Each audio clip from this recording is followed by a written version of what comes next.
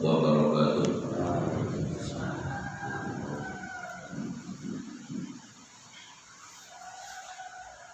Bismillahirrahmanirrahim. Alhamdulillahilladzi arsala rasulahu bil huda wa dinil haqq liyudhhirahu 'ala ad-dini kullihi wa kafa billahi shahida. Asyhadu an la ilaha illallah wahdahu la syarika lahu wa asyhadu anna Muhammadan abduhu wa rasuluh. Allahumma shalli wa sallim wa barik ala Muhammad wa ala alihi wa ashabihi wa mawala. Amma ba'd. Bapak Ibu jamaah salat subuh rahmatullah. Alhamdulillah, kita bersyukur kehadirat Allah pada hari ini kita dapat hadir kembali dalam keadaan sehat walafiat dan bisa kita ikuti sholat subuh berjamaah. Dan penjelasan kita masih pada inti dari ciptaan Allah itu letaknya pada manusia, pada kita. Sekedar saya ulangi hadisnya sebelum kita bicara tentang manusianya. Rasulullah SAW bersabda, hadis riwayat oleh Imam Tirmidzi, Nabi mengatakan, lama khalaqallahu al-ardha ju'ilat tumidu wa tatakabba'u fa arsa bil jibal fastaqarrat wa qala al-malaikatu min shiddatil jibal wa qalu ya rabbuna fa hal khalaqta khalqan ashadda minal jibal qala na'am al-hadid qalu fa hal khalaqta khalqan ashadda minal hadid qala na'am an-nar, sampai hadisnya mengatakan Ibnu Adama idza tasaddaqa sadaqatan bi yamini fa an shimali, ya. Jadi Allah Subhanahu wa taala dari pandangan malaikat-malaikatnya melihat kekuatan gunung, kekuatan bumi, ya, kekuatan api, kekuatan air, kekuatan besi, kekuatan angin, ya, itu dilihat sebagai sesuatu yang sangat luar biasa. Tetapi ketika Allah Subhanahu wa taala menyebut manusia, maka terhapuslah kekuatan selain dari manusia pada makhluknya. Dan lebih-lebih ketika dikaitkan dengan surat Al-Hasyr ayat 21 kemarin, ya.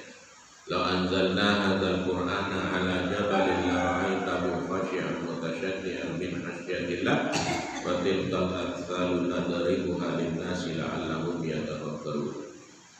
Ayat ini memberikan tamsil, perumpamaan. Sekiranya gunung, api, air, angin, tanah, ya, semuanya, andai kata mereka mendapat ilham seperti ilham yang diperoleh manusia, la ra'aitahu khashi'an mutasyaddian min khasyatillah. Tentu kamu akan saksikan mereka lebih takut, lebih khusyuk ketimbang manusia. Tapi Allah tidak mengilhami seperti ilham yang diperoleh oleh manusia. Maka inti dari makhluk ciptaan Allah di alam semesta ini dan lebih khusus lagi di bumi adalah manusia, ya. Kita akan berbicara tentang kita semua. Teori Al-Quran maupun hadis menyebut manusia itu derivasinya, asal muasalnya itu disebut dengan kata-kata turab. Turab itu artinya tanah. Misalnya kita lihat pada ciptaan Adam, ya, wa khalaqa Adama min turab. Allah telah menciptakan Adam itu dari turab. Dari turab itu Allah Subhanahu wa taala menempa biyadi dengan tangannya. Dari tangannya itu Allah Subhanahu wa taala musawwiruhu, kemudian Allah memberi bentuk dari tanah ditempa kemudian diberi bentuk. dari tanah apa? Turab itu tanah tembikar, tanah liat, tanah hitam, tanah busuk. Itu asal ciptaannya. Nah, kemudian tanah ini diproses di dalam Quran itu menjadi bashar. Ya. Kalau kita melihat batu, bapak-bapak ya, batu itu semuanya orang bilang batu. Tetapi kalau batu ini diproses, maka batu ini bisa menjadi mutiara, ya, bisa menjadi permata, bisa menjadi zamrud, bisa menjadi macam-macam. Jadilah dia ini batu-batu mahal. Demikian manusia yang tadi dari tanah kemudian menjadi bashar, menjadi manusia. Dari manusia diproses menjadi insan, insan menjadi insan kamil, maka tentu beda dengan manusia biasa. Itulah digambarkan di dalam suratul Kahfi ketika Nabi Muhammad mengatakan kepada manusia, "Qul innama ana basyarun mithlukum yuha ilayya annama ilahukum ilahun wahid." Ila khatimil ayat, sampai sempurna akhir ayatnya. Jadi katakanlah sesungguhnya aku ini manusia biasa. Manusia biasa Nabi ini. Tetapi ketika Allah memberikan wahyu, memproses bashar ini menjadi insan, lalu menjadilah manusia yang maksum, manusia yang bersih dari dosa. Ya, ma taqaddama wa ta'akhkhar. Dosa yang berlalu, dosa yang akan datang diampuni. Demikian juga kita. Kalau kita dari manusia biasa, tidak kenal apa-apa, lalu kita beriman, kita taat, kita ikuti petunjuk para nabi, kita ikuti ulama pewaris para nabi, lalu kita mengerjakan itu, maka dari manusia biasa kita akan baik menjadi manusia yang insan yang mulia, manusia ini. Nah, coba kita lihat ya, sebelum saya analisa lebih dalam ini masalah bashar ini. Coba kita perhatikan di dalam surat Al-Hujurat ayat 13 ketika Allah menyebutkan itu, ya ayyuhan nas inna khalaqnakum min dzakarin wa untha. Wahai manusia, sudah disebut nas, manusia. Sungguhnya kami telah menciptakan manusia dari laki dan perempuan. Al-Quran menyebutkan Allah hanya menciptakan dua pasangan manusia itu, laki dan perempuan. Dan tidak ada ayat mengatakan bahwa Allah menciptakan setengah laki, setengah perempuan, tidak ada. Jadi tidak ada manusia setengah laki, manusia setengah perempuan, tidak ada. Semuanya laki, perempuan, itu jenis. Maka Allah menyebutkan jenisnya.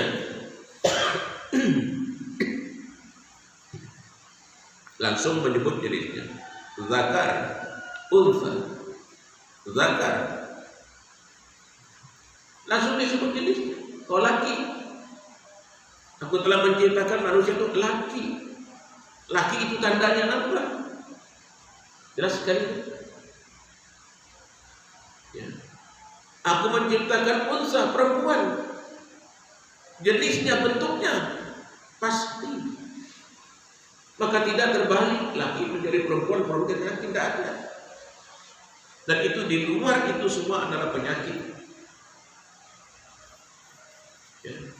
Semua yang penyakit. Jadi Allah Subhanahu wa taala menyebut jenisnya zakar. Zakar apa? Lain zikir. Zakar sama hurufnya, cuma barisnya beda sebutannya. Kalau zakar itu ya laki, alat vitalnya itu. Perempuan juga seperti itu.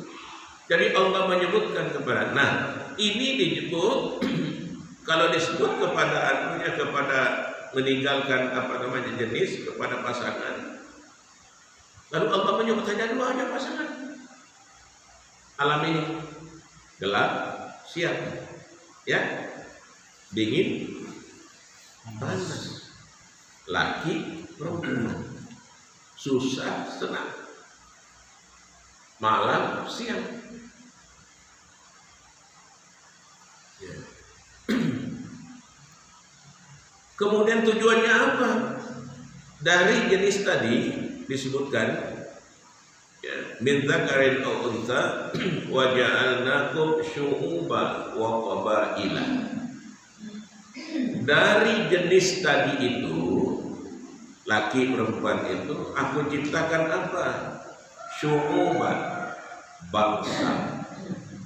Coba, dari individu-individu Allah menciptakan bangsa, Allah menciptakan suku. Jadi bangsa dan suku itu bukan kehendak manusia, bukan. Itu kehendaknya Allah, iradatnya Allah. Mutlak milik Allah menjadi bangsa, menjadi suku, menjadi apa itu bukan. Tak ada campur tangan makhluk itu. Manusia hanya giban, hanya menerima saja. Menjadi bangsa apa, berwarna apa, berkulit apa, berbapak siapa, beribu siapa, bukan urusan kita. Itu pemberian dan tidak pernah kita minta.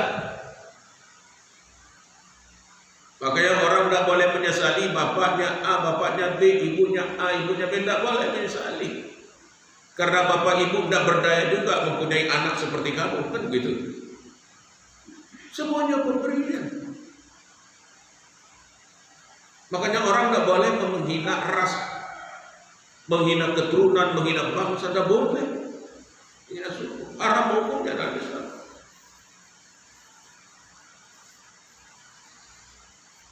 Jadi diajarkan oleh Allah, syu'uban wa qabail, berbangsa, bersuku. Ada tujuan yang paling dalam diciptakan Allah itu, lita'arafu. Tujuannya agar kamu saling memahami, saling mengenal. Dari memahami dan mengenal itu akan timbul pengertian dan kerjasama yang baik. Maka Islam tidak melarang kalau kita bekerjasama dengan siapa saja, dengan orang agama apa saja. Yang dilarang itu adalah pengkhianatan. Yang dilarang kerjasama dengan siapa saja untuk kebaikan dan kemaslahatan dijaga. Nah, lalu intinya dalam mengenal itu, intinya kalau kita sudah dikenal ya duduk sama rendah, berdiri sama tinggi. Karena apa? Inna akramakum indallahi atqakum. Sungguhnya yang paling mulia di antara kamu semua adalah siapa yang paling bertakwa kepada Allah.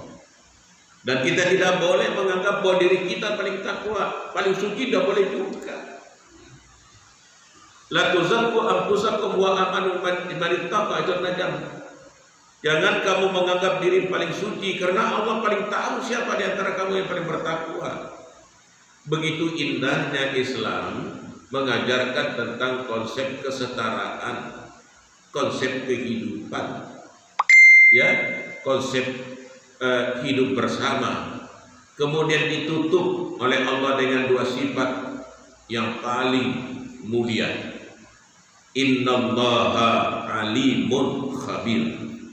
Sungguhnya Allah paling alim, mengetahui dan maha teliti. Allahu Akbar. Ya, maha mengetahui, maha teliti lagi. Sudah maha mengetahui agar pengetahuan tidak salah, maha teliti lagi. Maka Allah Subhanahu wa taala tidak salah menciptakan manusia berbangsa, bersuku. Tujuan untuk saling kenal mengenal, ya, saling kenal mengenal. Dan di antara kita yang paling mulia di sisi Tuhan adalah takwa. Allah maha mengetahui dan maha teliti. Nah, inilah bekal kita untuk mengenal diri kita masing-masing. Ya.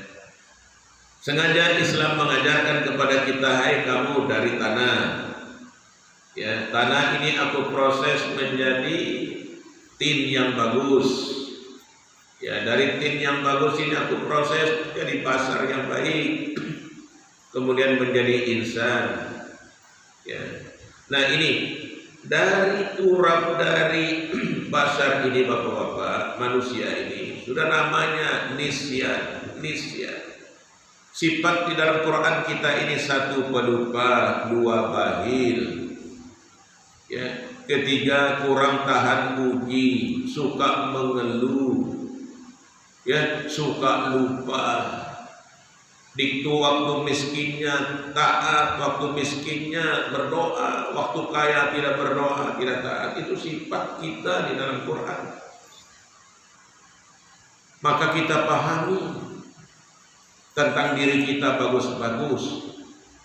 Kita pahami bagaimana sifat-sifat kandungan-kandungan tanah yang ada. Dan penjelasannya itu nanti kita akan bahas hadis Imam Bukhari yang bunyinya begini, Innallaha azza wa jalla khalaqa adama min qabadatin kabadaha min jami'il ard aminhu ya abanu adama ala qadril ard ja'a minhum al-abyadu wal ahmaru wal aswadu wa baina zalika wal haslu, kemudian wal hasnu, kemudian wal khabithu wat tayyib.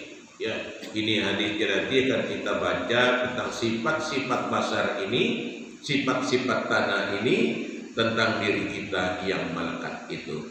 Sehingga di antara kita tidak ada yang memukul dadanya.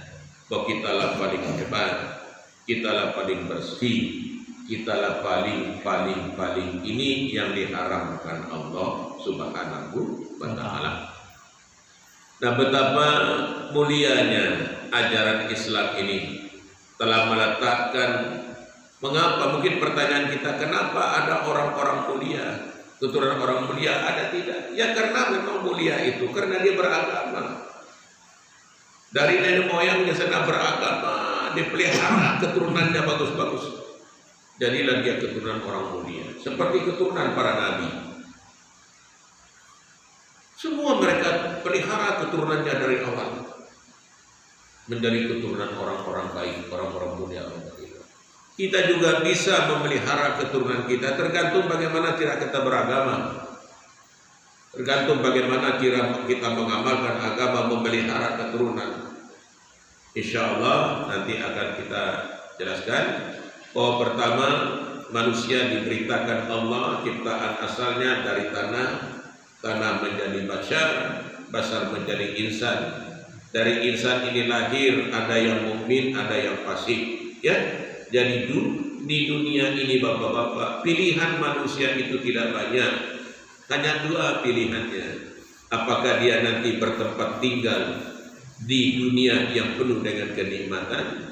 Apakah dia akan bertempat tinggal di dunia, di alam yang penuh dengan kesengsaraan? Semuanya berangkat dari dunia ini, perjalanannya dari dunia. Sebab dunia ini hanya satu. Inilah dunia tempat kita memilih kehidupan yang abadi nanti di akhirat. Sangat tergantung bagaimana kita mengikuti bimbingan agama, petunjuk agama. Semoga Allah Subhanahu wa ta'ala melimpahkan hidayah taufik kepada kita sekalian, sehingga kita dapat beragama dengan baik sebagaimana doa Nabi yang tidak pernah ditinggalkan Nabi. Allahumma inna ala dzikrika wa syukrika wa husna ibadatik. Ya Allah, bantu dan tolonglah aku agar aku menjadi hamba-Mu yang pandai berzikir kepadamu, dan bantu tolonglah aku agar aku menjadi hamba-Mu yang pandai bersyukur kepadamu. Bantu dan tolonglah aku agar ibadatku lebih bagus kepadamu. Barangkali ini saja yang bisa kita sampaikan pada pertemuan pagi hari ini. Semoga kita sehat walafiat. Demikian. Assalamualaikum warahmatullahi wabarakatuh.